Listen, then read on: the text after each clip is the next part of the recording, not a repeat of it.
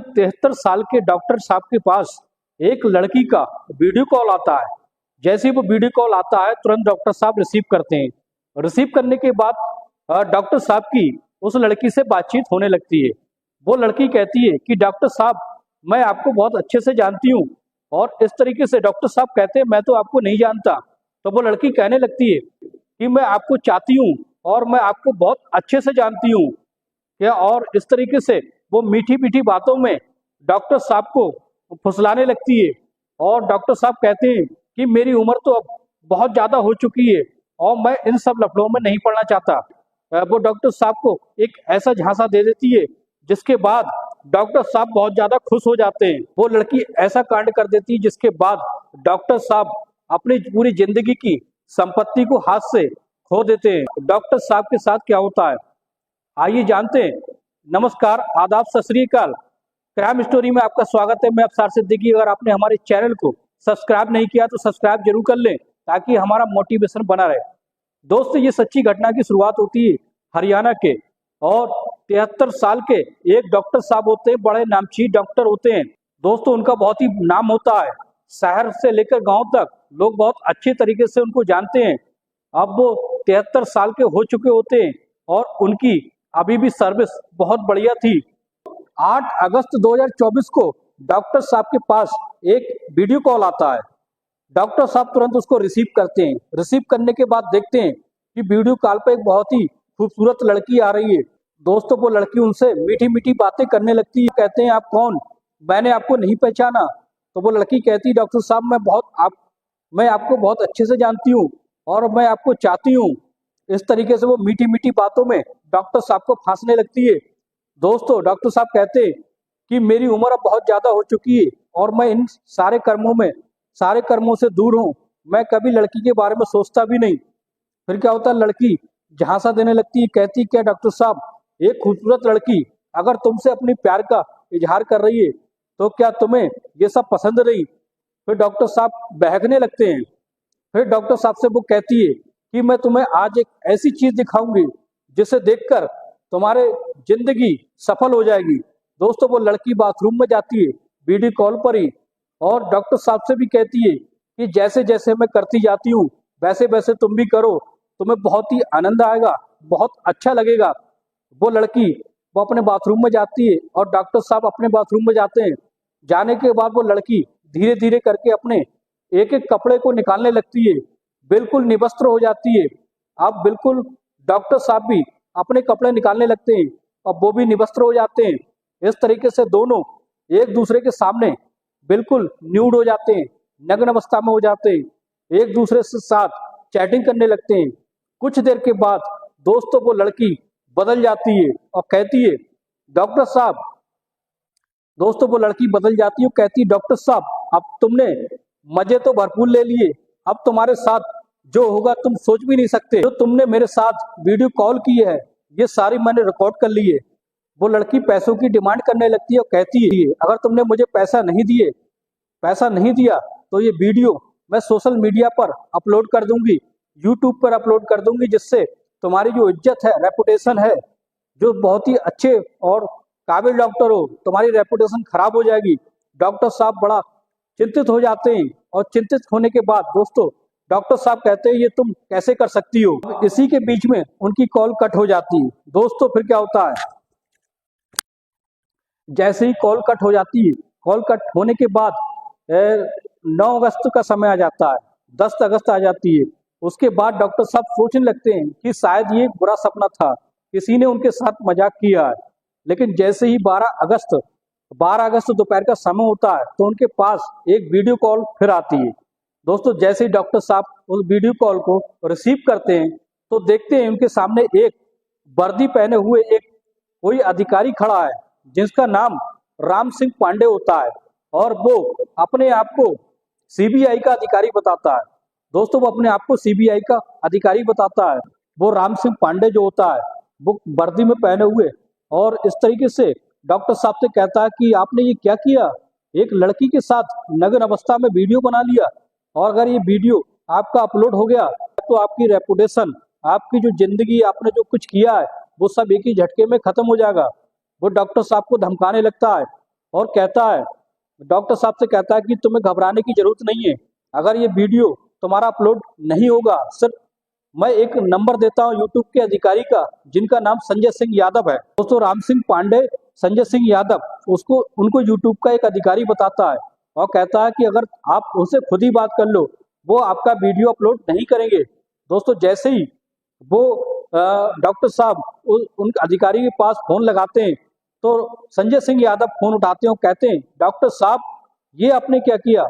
आप इतने नामचीन डॉक्टर होते साथे लड़कियों के साथ ऐसे ऐसे काम कर रहे हो, नग्न अवस्था में वीडियो बनाते हो। अगर ये तुम्हारा वीडियो हमारे पास है, अगर अपलोड हो जाएगा तो तुम क्या करोगे? तुम्हारी जिंदगी, कैरियर एकदम से खत्म हो जाएगा। डॉक्टर साहब घबराने लगते हैं और कहने लगते हैं कि सर, मैं क्या कर सकता हूँ, मुझे इस दलदल से बचा लो। तो वो अधिकारी संजय सिंह यादव कहने लगता है कि अगर तुम चाहते हो तुम्हारा वीडियो अपलोड ना हो, तो तुम्हें एक काम करना होगा, अभी 3 लाख रुपए तुम्हें मेरे खाते में ट्रांसफर करने होंगे। दोस्तों, डॉक्टर साहब कहते हैं कि जो मैंने रेपुटेशन बनाई है, नाम बनाया है, इसको बचाने के लिए मैं तुम्हारे खाते में ट्रांसफर कर देता हूँ। और वो अपनी पत्नी के खाते से 3 लाख का आरटीजीएस लगा देते हैं। संजय सिंह यादव के पास 3 लाख पहुंच जाते हैं।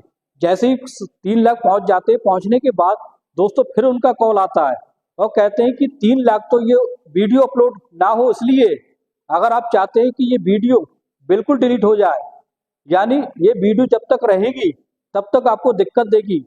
अगर मान लो वीडियो अपलोड सोशल मीडिया पर अपलोड ना हो, यानी यूट्यूब से तो हम बचा लेंगे, लेकिन दूसरे प्लेटफॉर्म है जैसे इंस्टाग्राम, फेसबुक या और भी जैसे सोशल मीडिया है, अगर उस पर ये वीडियो अपलोड ना हो, इस वीडियो को बिल्कुल ही खत्म कर दिया जाए, तो उसके लिए आपको एक काम करना होगा, सारे अधिकारियों को पैसा खिलाना होगा, 3 लाख और ट्रांसफर करने होंगे। जैसे ही ये बात वो डॉक्टर साहब सुनते हैं तो टेंशन में होते हैं और कहते हैं कोई बात नहीं, 3 लाख का फिर वो 3 लाख फिर उसके खाते में ट्रांसफर करा देते हैं। अब क्या होता है दोस्तों, फिर उनकी कॉल पर बातचीत होने लगती है। फिर वो संजय सिंह यादव कहते हैं कोई बात नहीं, मैं सोशल मीडिया से आपकी वीडियो तो बचा लूंगा, लेकिन इसके बहुत बहुत उच्च अधिकारी हैं, उनको क्या जवाब दूंगा? सारे अधिकारियों को पैसा खिलाना होगा, इसलिए 3,98,000 और तुम्हें ट्रांसफर करने होंगे अभी के अभी। दोस्तों, डॉक्टर साहब पहले तो माथे को पसीना आ जाता है और घबराने लगते हैं, लेकिन फिर क्या होता है दोस्तों, वो अपनी इज्जत की खातिर 3,98,000 और ट्रांसफर कर देते हैं। अब इस तरीके से उनके खाते से 9,98,000 की रकम उनके खाते से ट्रांसफर की जा चुकी थी। फिर क्या डॉक्टर साहब समझते हैं अब तो मामला शांत हो गया और बड़ा सुकून की सांस लेते हैं। लेकिन 14 अगस्त को 2024 को फिर वो सीबीआई अधिकारी राम सिंह पांडे का फोन आता है, साहब ये आपकी जो बात है, ये वीडियो है, अब पूरी तरीके से सोशल मीडिया पर फैलने वाली है, ये क्राइम तुम्हारा छुप नहीं सकता है, अगर इसके लिए ये बहुत ही बड़ा अपराध है और इसके लिए तुम्हें दंड जरूर मिलेगा। नहीं पाना चाहते हो तो तुम्हें एक स्टाम्प खरीदना होगा $25,000 का, यानी हम यूएस में हैं, यूएस के हिसाब से तुम्हें $25,000 का एक स्टाम्प खरीदना होगा, जिससे तुम्हारे ऊपर कोई मुकदमा नहीं होगा और इस तरीके से तुम अपनी जिंदगी में खुशहाल जिंदगी जी पाओगे। $25,000 लगभग 20,17,000 की रकम होती है।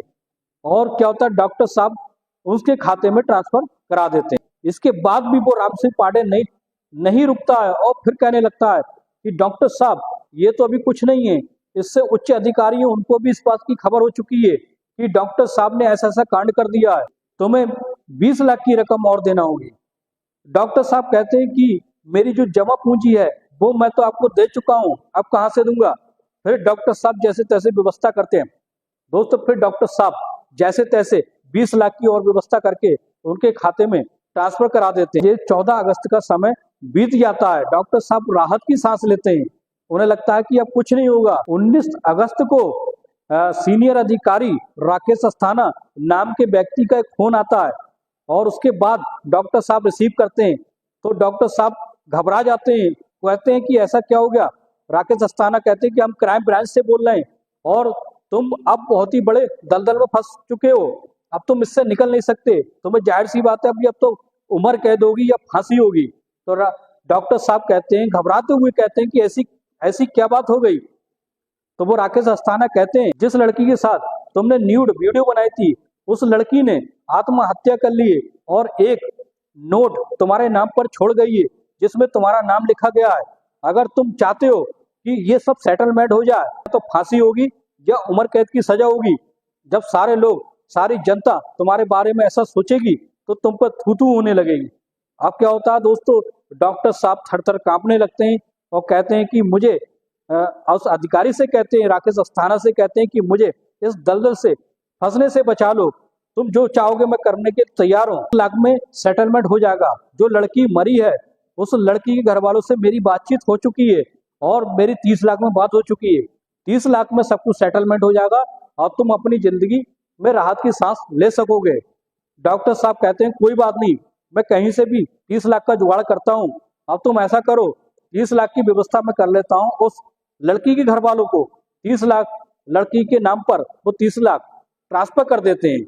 दोस्तों अब क्या होता है, डॉक्टर साहब की जिंदगी नरक बन चुकी थी। डॉक्टर साहब सोचते मैं करूं तो क्या करूं। जब 30 लाख की रकम ट्रांसफर हो जाती है तो कुछ राहत की सांस लेते हैं। इतना लूटने के बाद भी, उन फ्रॉड ने लूटने के बाद भी वो बाज नहीं आ रहे थे। 27 अगस्त 2024 को फिर एक कॉल आता है और फिर डॉक्टर साहब से डिमांड रखी जाती है कि जज साहब, ये फैसला जो है वो जज साहब के अंडर में पहुंच चुका है। अगर तुम चाहते हो, जज साहब को सेटलमेंट करना चाहते हो, तो जज के नाम पर बोलने लगता है और कहता है कि मैं जज बोल रहा हूँ। अगर तुम चाहते हो, अगर ये मुकदमा जो है वो यहीं के यहीं खत्म हो जाए, अदालत में ना हो, तुम्हें कोई फांसी की सजा ना हो, इसलिए तुम्हें 15-15 लाख 2 बार में ट्रांसफर करना होंगे।